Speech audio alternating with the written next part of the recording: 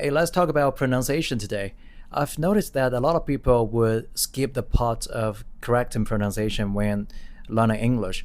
And I do believe that that's a very big mistake.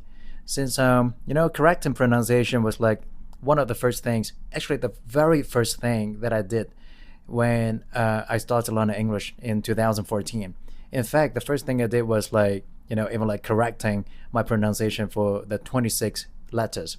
And it was only then I realized that I've been pronouncing the letter W wrong all the time. As a Cantonese person, I would pronounce it as W instead of W.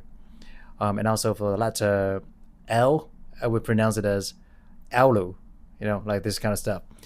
And part of the reason why correcting pronunciation is very important, I mean, don't get me wrong, I don't think anyone should try to get, like the perfect pronunciation or work on the pronunciation in order to make it flawless.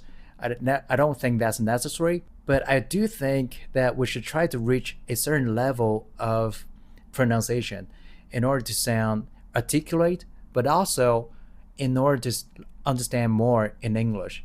So the next time when you find it difficult to understand some English content, especially you actually know all of the words in that content, the reason is probably because you're not familiar with the pronunciation, including, like the correct pronunciation of the words and also the connected sound and the reduced sound in that content.